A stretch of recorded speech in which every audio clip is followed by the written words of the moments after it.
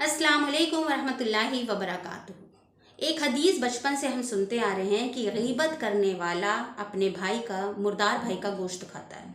बहुत लाइटली हम इसको लेते हैं। इसकी नबी अकरम सल्लल्लाहु अलैहि वसल्लम के ज़माने में उसके सामने एक वाक़या भी आता है कि दो औरतें थीं, उनके जो दांतों में गोश्त फंसा हुआ था। तो उन्होंने जब जाके पूछा तो पता चला कि उन्होंने गीबत की थी, इसलिए मुर्दार भाई का गोश्त, जिसकी गीबत की थी, उसका गोश्त खाया। हमारे जहन में ये चीज़ें नहीं आती, मतलब हम सरसरी सुपरफिशियल तौर पे सुनते हैं और उसका असर हमारे दिलों पे नहीं होता।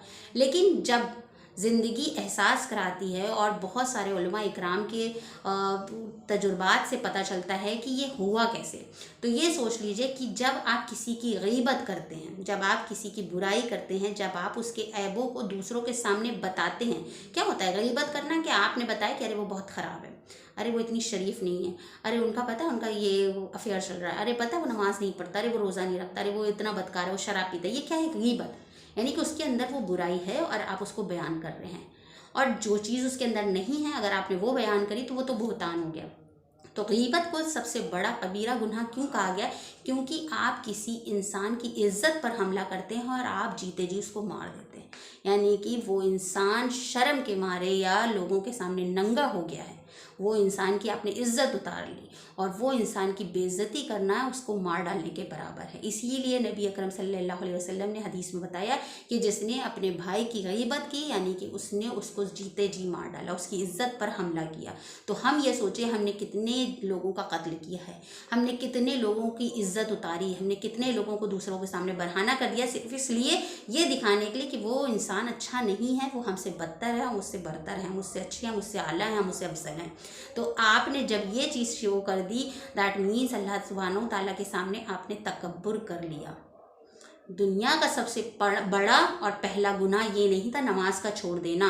दुनिया का सबसे बड़ा गुनाह, पहला गुनाह जिना नहीं था। दुनिया का सबसे बड़ा और पहला गुनाह कत्ल नहीं था। दुनिया का सबसे पहला और बड़ा गुनाह था तकब्बुर, जो इब्लीस ने किया था कि मैं आदम से बेहतर हूँ, आदम मिट्टी से बने हैं और मैं इनका सजदा नहीं करूँगा।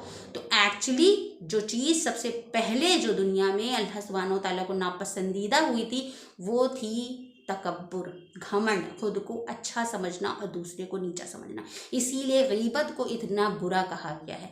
हम अक्सर करके गीबत कर देते हैं, हम अपने बच्चों से गीबत करते हैं, अपने रिश्तेदारों से गीबत करते हैं, अपने बच्चों के दिमाग में जहर डालते हैं कि तुम्हारी दादी ऐसी है, तुम्हारी चाची ऐसी है, तुम्हारी फुप्पी ऐसी, तुम्हारी मामू ऐसे, तुम्हारी खाला ऐसी है या तुम्हारी मामी ऐसी है। क्यों?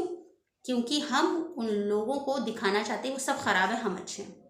और इस जहर में हम उनको ये भी, बच्चों को ये भी भूल जाते हैं कि उनके दिमाग में क्या असर पड़ रहा है कि गीबत नॉर्मल चीज़ है, जबकि गीबत को कत्ल करने के बराबर कहा गया है कि तुमने अपने भाई को मार डाला, जीते जी मार डाला, और उसका मुर्दार का गोश्त खा रहे हो। तो अगर उस इंसान के कैरेक्टर को ख़त्म कर दिया, ठीक है हम सब में ऐब होते हैं, मगर अल्लाह सुब्हानहू तआला हमारे ऐबों को नहीं छुपा, वो सामने कर रहा है। अल्लाह सुब्हानहू तआला तो हमारे सब ऐबों को ढके।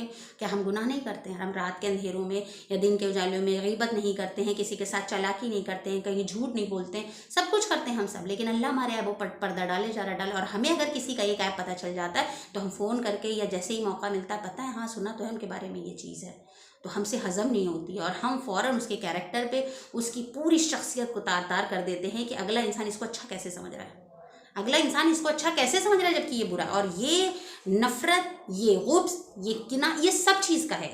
It's like a combination of every feeling. आप जलन रख रहे हैं, आप हसद रख रहे हैं, आप किसी अपने की बुराई नहीं करेंगे। क्यों? क्योंकि आपको उससे मोहब्बत है। लेकिन अगर आपको उससे मोहब्बत नहीं है, नहीं हम ऐसे ही बता रहे हैं, बुराई तो नहीं करना है, आप बुराई कर रहे हो, आप गीबत कर रहे हो, आप उस इंसान को मार रहे हो, उसके कैरेक्टर को मार रहे हो, उस इंसान को पता भी नहीं है और आपने उसकी इज्जत को सबके सामने ख़राब कर दिया। अब वो अगर सबके सामने अच्छा बन के आएगा, बहुत अच्छी बन रही, वो तो बता रही थी बहुत झूठी है, हाँ वो तो बता रही थी कि झूठ मूठ की नमाज़ पढ़ती है, अरे मुसल्ला सर पे बांधे रहती मगर अफेयर चल रहा है। सो नाउ वो इंसान अच्छा कर भी रहा है तो उसकी अच्छाइयों को सामने वाला कभी नहीं समझेगा। तो कोशिश कीजिए आप किसी को जीते जी नहीं मारें, आप किसी को जीते जी कत्ल ना करें, क्योंकि कत्ल करने के बाद नहीं कहा गया था कि तुमने अपने भाई को मार कर उसका गोश्त खाया। कत्ल करने का गुनाह सिर्फ कत्ल करने तक है, और गीबत करने का अल्लाह सुब्हानहू तआला को इतना नापसंदीदा अमल है। और अल्लाह ताला ने खुद कहा है कि दूसरों के ऐबों को मत टटोलो।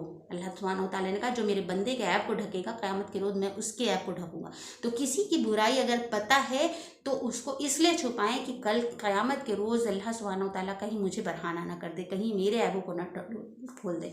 तो किसी की भी बुराई बताने से पहले, गीबत करने से पहले एक बार सोच लीजिएगा कि आज आप उसकी इज़्ज़त पर भी हमला कर रहे हैं और आप उसको जीते जी मार भी रहे हैं। आखिर दावाना अल्हम्दुलिल्लाहि रब्बिल आलमीन। अस्सलामु अलैकुम रहमतुल्लाहि व बरकातुहू।